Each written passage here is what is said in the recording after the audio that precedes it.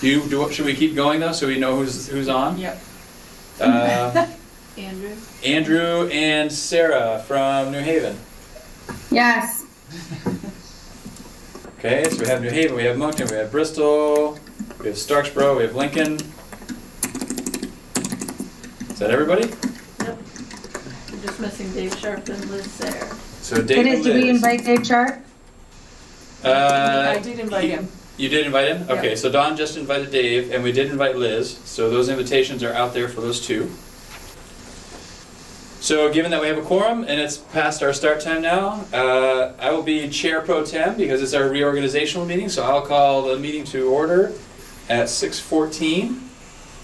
And there's one item we need to add to the consent agenda. It's a very happy item, and that is to approve the hiring of Mike Lansing as Moncton Central School Principal. And do we need to vote on that? Is that true? That we, in the consent agenda. To add that item to the Nope, consent agenda? nope. No, just that is being added. Okay, so that is added. And next up then is public comment. Any public comment? Seeing none, I think we have the consent agenda on before the reorganizational, Nope, or is it nope, reorganizational no, we did first? the other way. Okay, so we're going to do the reorganizational meeting then, and we're going to re-elect members. The first thing I would like to do is ask for any nominations for chair, and then once we elect a chair, I'll turn it over to the chair. I'd like to nominate Dawn for chair if she's willing to accept the nomination. Do you accept the This is nomination? I did. All right, Don accepts that nomination. And I don't think we need any seconds for nominations. Correct. Any further nominations for chair?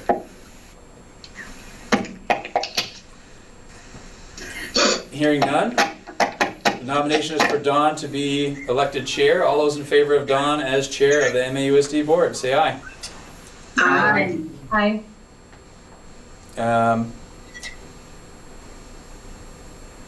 I'm wondering if we need to do this by roll call or if we can do it by voice vote. Let's go ahead with a voice vote. Might be the better way to go. Sure, thumbs up. If you ask for any dissent and there isn't any, then you got unanimous. That's a good That's point. right. All right, so if there's any dissent on any votes tonight, probably we should go to a roll call vote. But at this point, let's go with any of those opposed say nay. And any abstentions? Dawn has been re-elected chair. That's all yours. Thank you, Dawn. Thank you, Don. Thank you. All right, so let's move on. Now we need nominations for a vice chair. I have it on good authority that our current vice chair would be willing to continue. That's Krista. Yes. I nominate, this is Sarah LaPearl. I nominate Krista Seringo as vice chair. Are there any other nominations for vice chair? Okay, hearing none. All those in favor of nominating Krista for vice chair, please say aye. Aye. Any opposed? Aye. Any abstentions? Okay, sounds like we're good to go. We're also in need of a nomination for a clerk.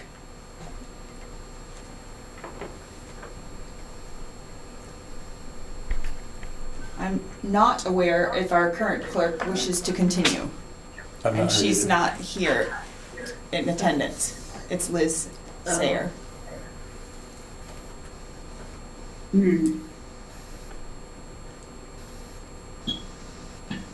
Feel free to self-nominate. Can we nominate Liz? Are we allowed to nominate her in her absence?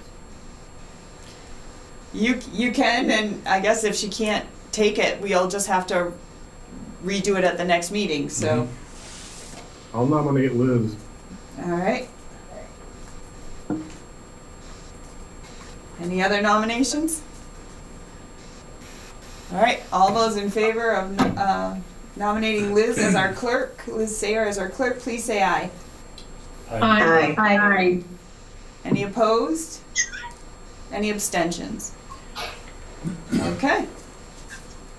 All right, now we're going to move down to appoint representatives to the negotiations committee. Currently, that is Kristen Blanchette. Sarah McLean, Steve Rooney, and myself. I can only speak for myself. I'm willing to continue. Me too. All right. As am I, Sarah McLean.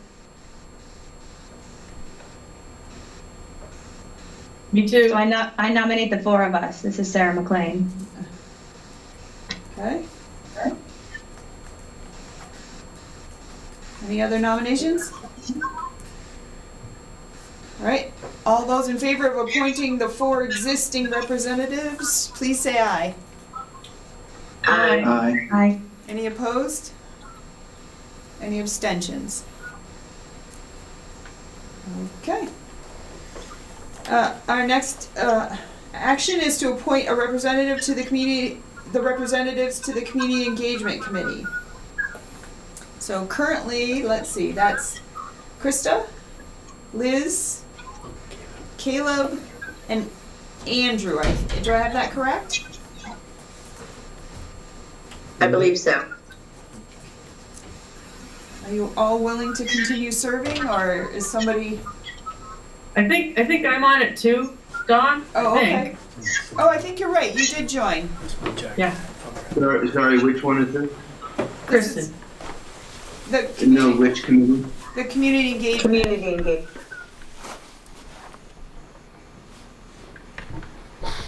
Yeah, this is Caleb here. I'm thinking that I am going to not be on the community engagement committee for right now, just because I've been feeling a little not to be able to make the meetings, trying to focus on making all the board meetings. Okay. Is there anyone else who wishes to join that committee? Rob Backlund from Lincoln, clarifying question. Sure. Being completely green to this, what is the PAHCC? Maybe I should have done more homework, but I don't know if I'm required to serve on a committee. I believe so, looking at the governance, but I would be really interested in serving on the community committee if there needs to be a slot filled. Okay, well, the PAHCC is the Patricia Ann Hannaford Career Center. Down in Middlebury, we have a representative that sits on that board, that is a board representative, and then we are going to appoint a community representative to that as well. Thank you very much for clarifying. Sure. But you would be interested in the community engagement, Rob? Yes, I would. Okay. All right, well, it sounds like there are 5 board members, if I have them all. Caleb has asked not to be included, but it sounds like the rest, Kristen, Krista, Liz, Andrew, and now Rob, would you be willing to serve on that committee? Yes, I would.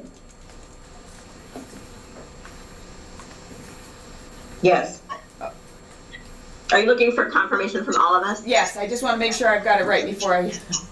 Okay, yes, Krista. And it sounds like yes, Rob.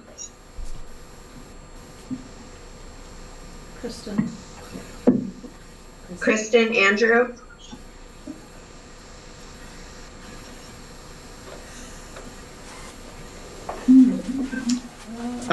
So I've not been able to make a lot of the meetings. I can continue to serve on the committee and make them when I can, but if someone else feels like they're compelled to take my slot, that would be fine too.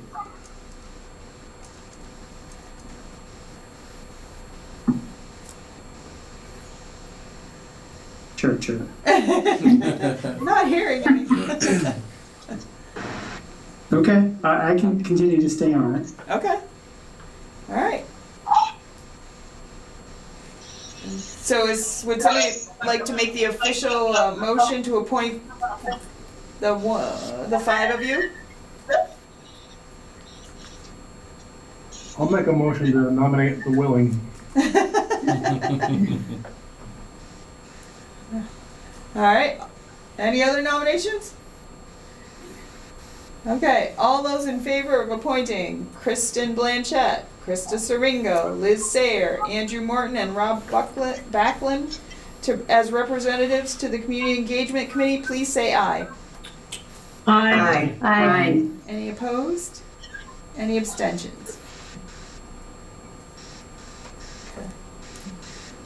Just a quick, Patrick, did you check at the beginning, were we missing any oaths?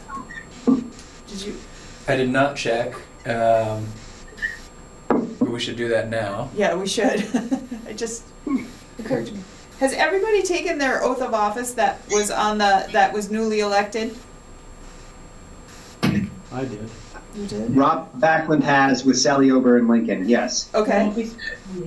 Caleb Elder, no, I have not, and I'm not voting. Okay. Now we're gonna take care of it. Okay. Okay, so that leaves, I took mine. I took mine. And Annie took hers. Okay, so we're good. Okay. All right, so the next action. We should probably just capture for the notes that Caleb's a non-voting member tonight. Okay. Next item is to appoint a board representative to the Hannaford Career Center Board. Anybody willing? I am willing and I would like to, but Yeah, I don't know. No, I researched it. Yep, you can't because you sometimes teach down there. So yeah, but So I don't know if I'm going to continue teaching down there, however. Well- I'm not teaching there this spring, and I don't believe I'm going to continue teaching down there.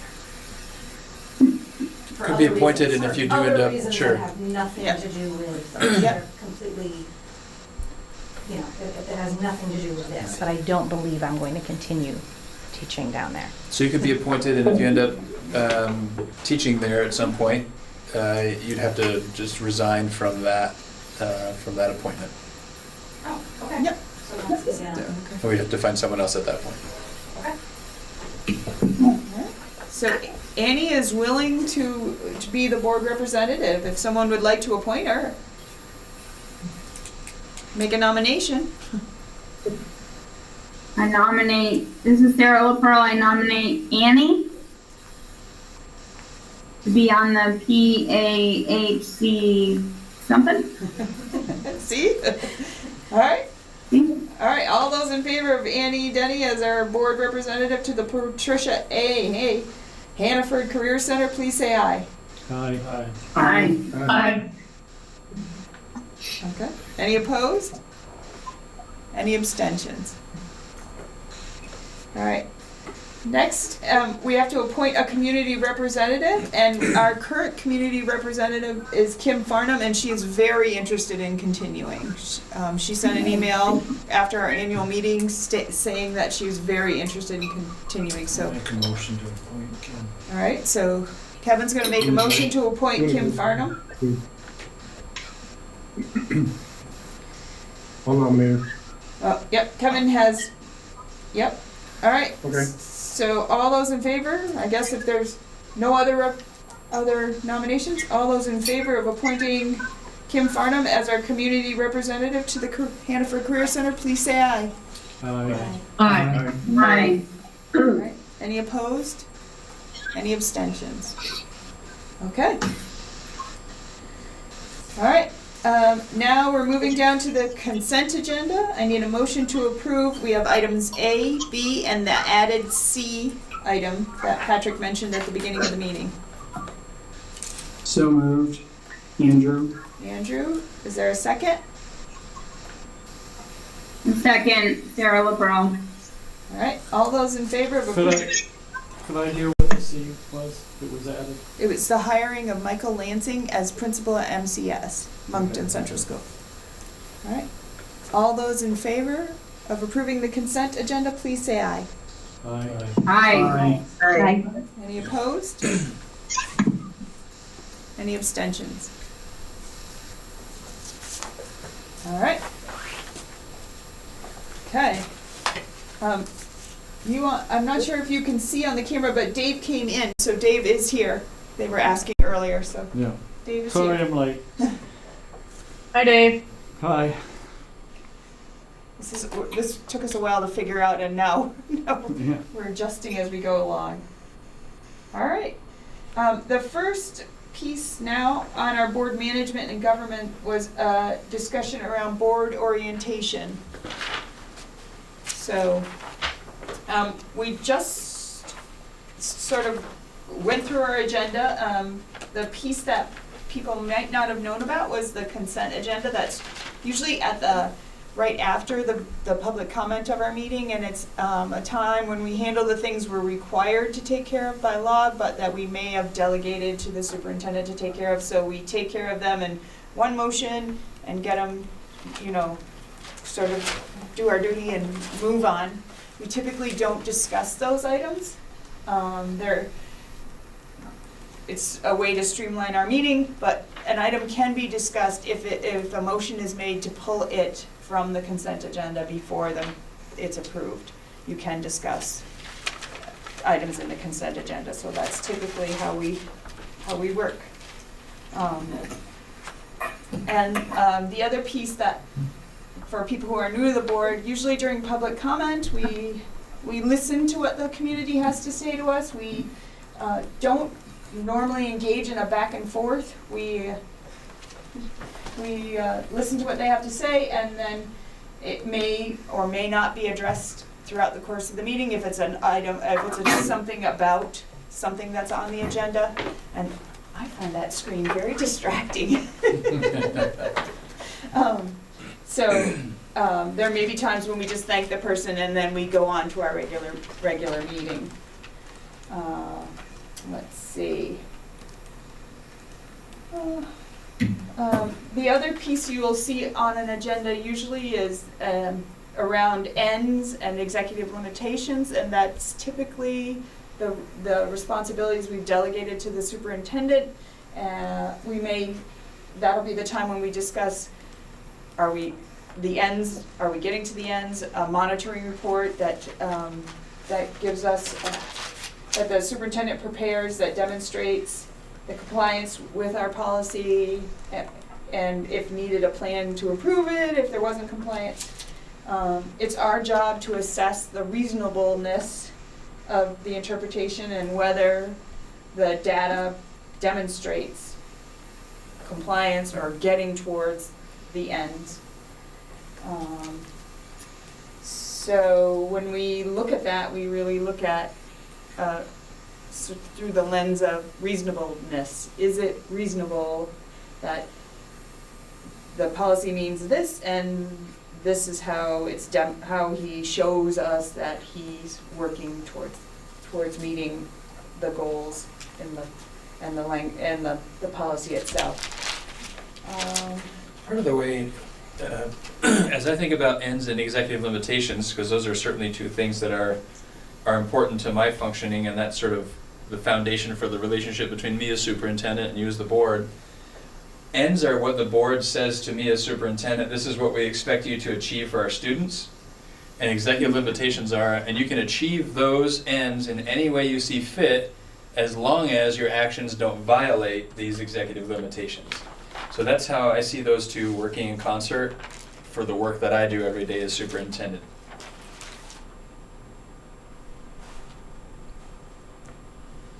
Any questions for the newer people? Does that make sense?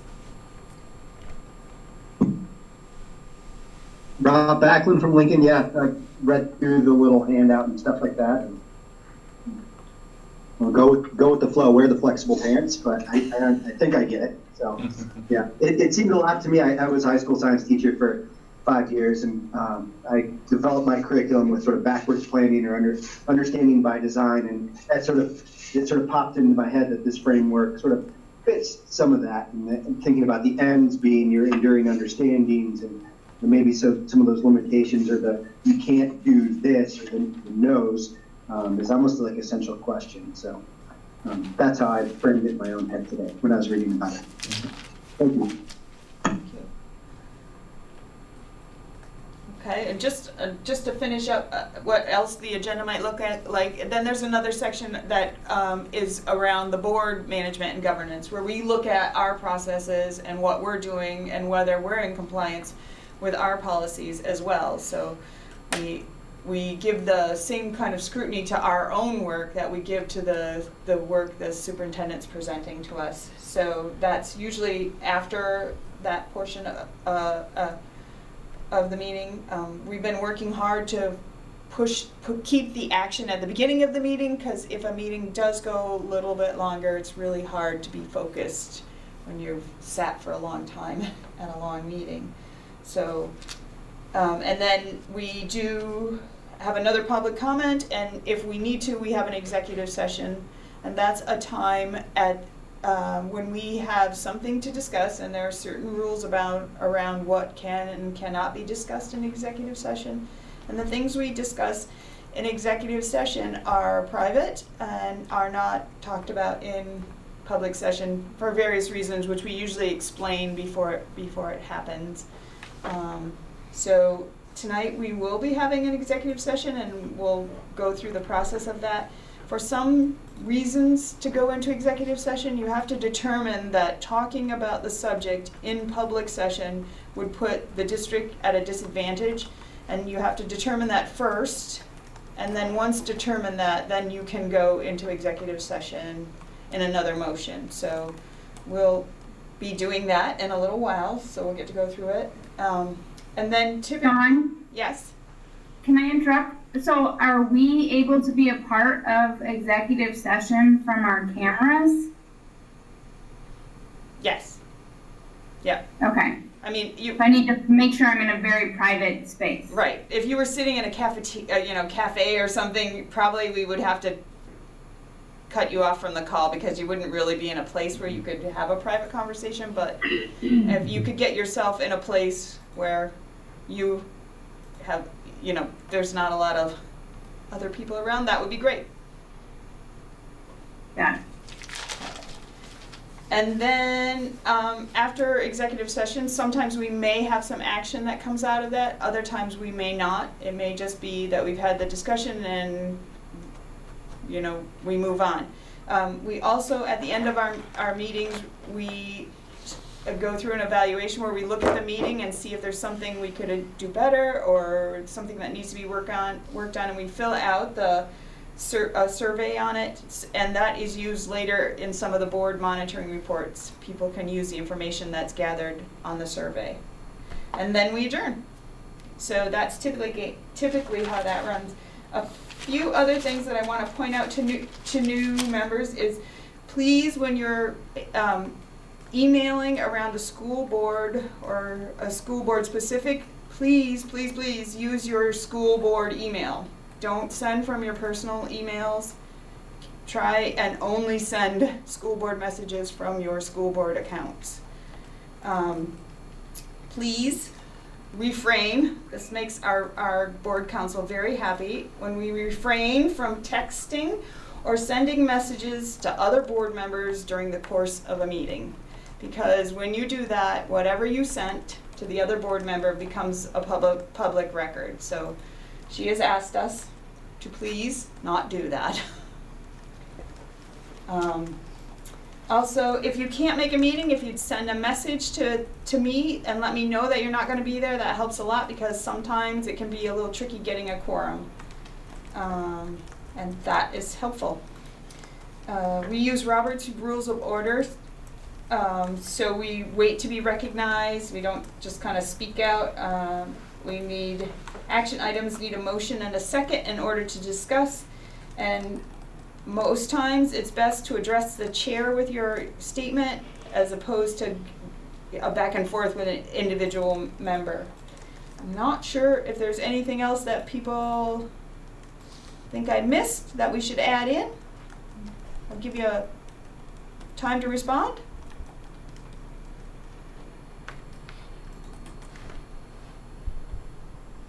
I think that covers it mostly, Don. Okay.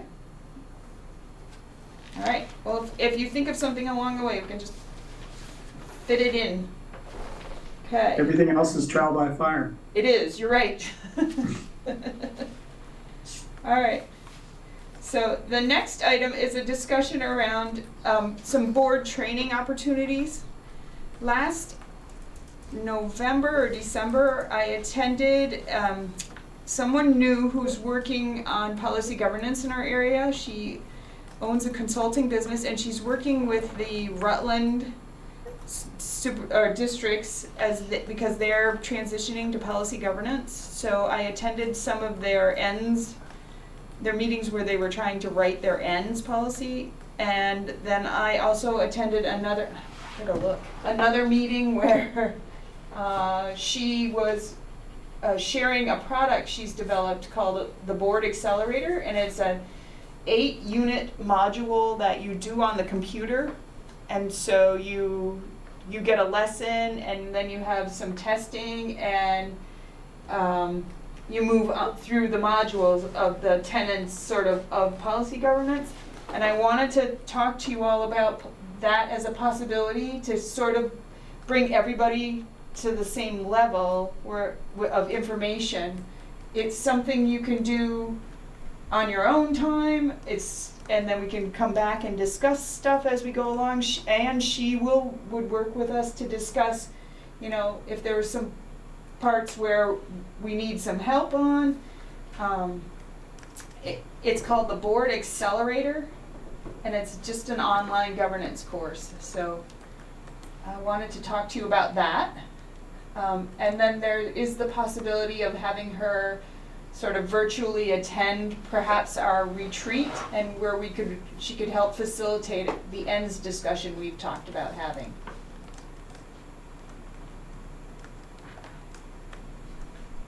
John, Yes. it's Krista. So did you get to see is she still developing the accelerator, or were you able to actually look at any of it? She actually, because I attended her workshop and there were so few in attendance, she actually gave me access to the entire accelerator, so I was able to take it from the beginning to the end, and then speak to her afterwards about what I noticed with it. Did I think it would be helpful? So I got to do the whole thing myself. I had access to the whole program, and it seemed to work pretty well. She put some fun little game show things in there to take the monotony out of the parts when you're really deep in a lot of text. But I thought it was very useful, and for somebody who hasn't had a chance to live with policy governance, it was a good way to get familiar with some of the terms and ways to look at things. So, Kevin. I can't remember the term, but we've talked about making our governance more forward-looking. Oh, yes. And future-focused agendas. Okay, there you go. Now, do these modules point us in that direction, or is it more basic? It is a little bit of both, where she starts getting, she seems to start if you hadn't developed if you were just building your ends and starting kind of thing. But even having taken it, there were some pieces that caused me to pause and think oh, I could see this building, us getting better at this in the future, or using this more. And so I think it has some elements that touch on the basics and some that get us to this more future-focused agenda. That there's some pieces that tie in that are the same words and focus that the future-focused agenda is trying to get us to, that she uses as well. So I think we could build on the information in this accelerator and keep going. How long did it take you to complete it? So I think I had 6 weeks, but it was around Christmas, and I ended up going a little longer, but she was kind enough to let me stay in it and until I finished it. So it didn't, if I had stayed at it probably every couple of days through the Christmas holiday, I might have gotten through it faster, but there were just days when I was completely buried and I couldn't get to it. So I bet you could do it in 6 weeks if you were disciplined about doing it a certain time. How many hours? How much each time? Like how many?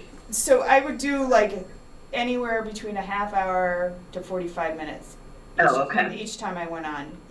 Uh-huh. The modules were small enough that you could get through a half of one or, one in that time. Yep. So basically a 46-hour training, you'd say? Yeah, it could, yeah. And, you could go back and look at things, and there were extra references to things you could go and read, and so I thought it yes. So would we all do like the same module at the same time, and then so we could discuss it, or like over a period of time, or what were you thinking? What would the structure of that be? I think everybody could do it individually, and we could sort of, I guess we could sort of say like, hey, we want to talk as a group about the first 2 modules or the first module or something, and see how everybody's moving through it. Maybe everybody moves through 3 and that's what we decide, kind of thing. But What is our requirement for training every year? Do we have a requirement? I forget. well, it's specific. There is specific language. Board chair and superintendent. There is that, but also in our governance investment, it talks about, it doesn't give like a set amount, but it does, there is language about education saves money because poor governance costs money. So, And John, does it work where we would purchase it and then have access to it for as long as we needed? Because I really like the idea. It's a lot easier to get people to, as they come on the board, to be able to do this when they're able versus trying to schedule something once a year that we may or may not get everybody in attendance, and then every year we get new board members. And but I just wondered, is it like you purchase a certain number of seats and you have access for a certain amount of time, or do we purchase it and then we own it to keep bringing new people on? So I would want to get clarification on that. I do know you purchase like so many, like how many will go through the course, like 10 or that kind of thing. And she had a time limit on me, but I almost feel I feel like she said for 18 months you get to ask questions and go back into it. So, but I could get more clarification on that. I pulled up. Yeah, it'd be great to get everybody up to speed pretty quickly as they come on board without having to wait for a retreat where we may or may not have time set aside for policy governance. I pulled up 4.7, Don, if that's useful, governance investment. Sure. So policy 4.7 is governance investment, and it states, because poor governance costs more than learning to govern well, the board will invest in its governance capacity. Accordingly, number 1, board skills, methods, and support will be sufficient to ensure governing with excellence. And 2, costs will be prudently established in the budget for the next fiscal year during the month of November for board member education, third-party monitoring, and linking with the community. It's pretty open. Yeah.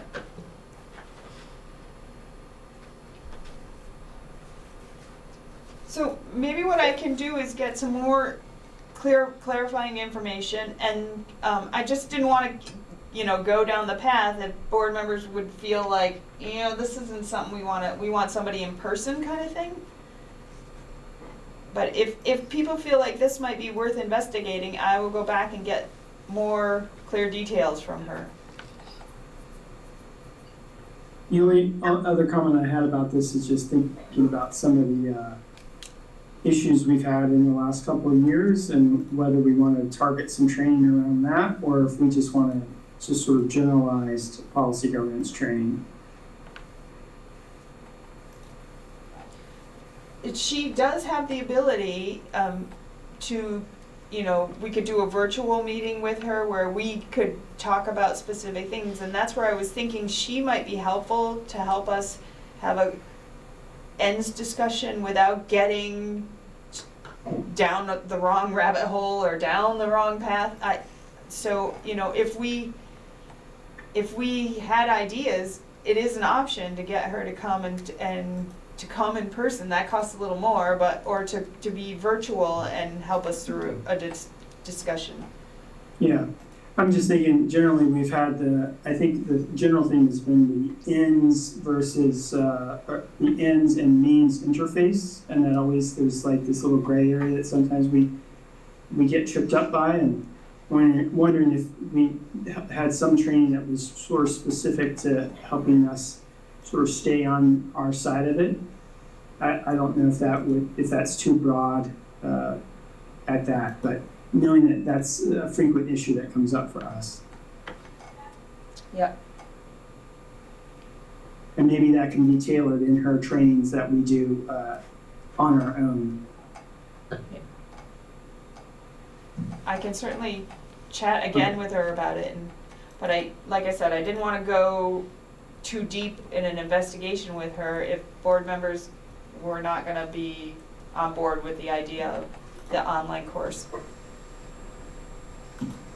Don, do we have access to any, I mean, the whole policy governance thing is kind of a proprietary thing developed by somebody, I forget. Carver's, yeah. Don't they have like their own courses and their own study guides, and does the VSAB have links to all of that as well? Yes, they do have Carver does have all their stuff, but one thing we learned in working with Val Gardner was that some of that stuff is not the easiest to learn from. In fact, she had us get that Carolyn Oliver book because it's easier to comprehend than the Carver's books. And Sue, the woman who has this board accelerator, she's not Val, but she has enough background with the policy governance to get you thinking along in that system. Right, and the original system was sort of more tailored for corporate anyway, wasn't it? Right. So she's got more of a educational. Yes, bent towards it. Yeah, like Val did, but yeah.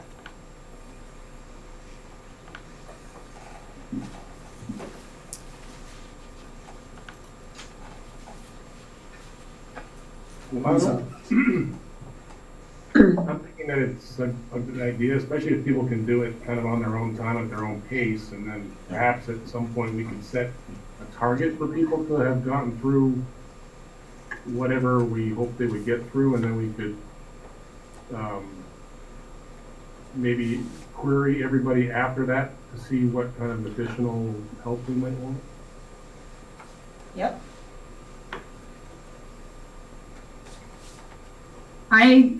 Dawn, I'm raising my hand. Yep. Sarah?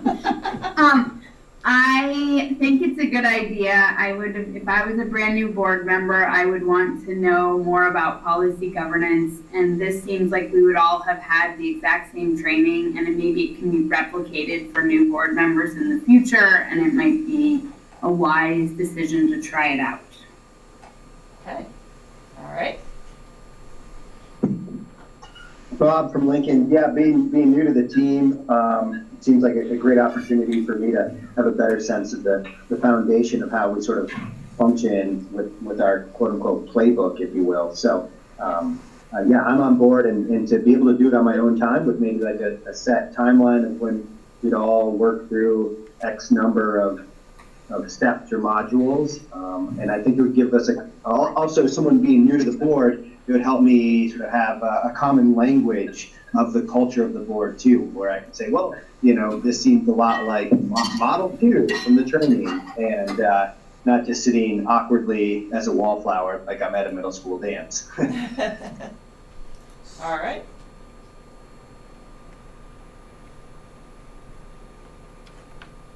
Anyone else? I guess I'd say for myself, I have a lot to learn.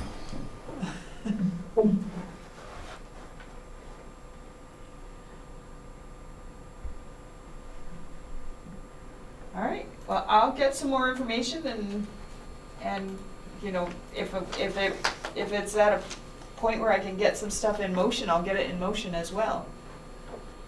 All right, I'll get back to you on that. Okay. Next, we have an action item, and I am not sure if it got tagged in the agenda. We did not. Okay, it did not. Let me see if Can you just share with me, Don? I can work on tagging it while you I talk a did little share bit. it this afternoon. Did you? With me? Okay. Yeah, I sent it, because I realized it wasn't tagged. All right, so our next action item is to approve the Facility Study Committee charge. And Patrick is gonna try and share Yeah, that. Here we go. Okay, Patrick will be able to share that with you. And for you here,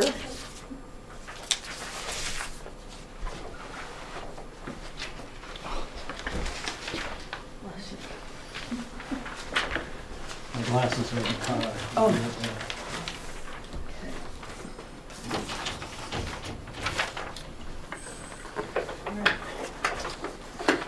This will be tagged, Patrick, so that it's attached to the agenda. There you go.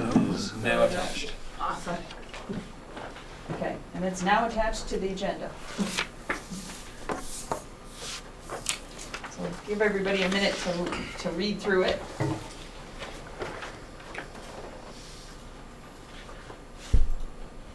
This is attached to the agenda. Yes. You may need to refresh.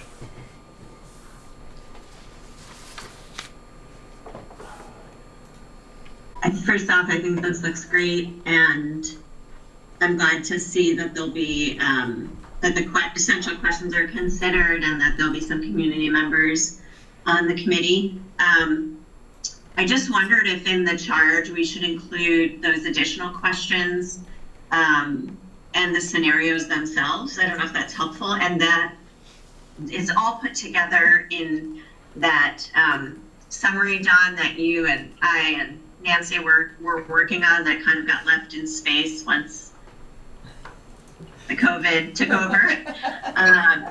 But anyway, just so that, because I'm assuming this, you know, it's a public document and folks would want to see, you know, it might be helpful for people to see those scenarios again and all of the questions. Okay. Yeah, I think it would be good for the record, too, Okay. just for the history of the thing. All right. I'm not gonna try and add it right now because you all don't need to No. watch me struggle through it. Yeah.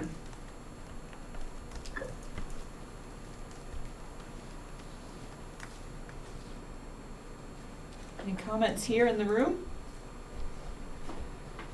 Just wondering if the committee needs a chair. Because it has to follow open meeting law, someone will need to facilitate, call to order, etc. It seems like a good idea, just for organizing, you know, keeping organized and communicating. That seems like a good idea. Yep. And I'm assuming the chair would be one of the two board members because this is a subcommittee of the board. Right, it would have to be. Right. Yep.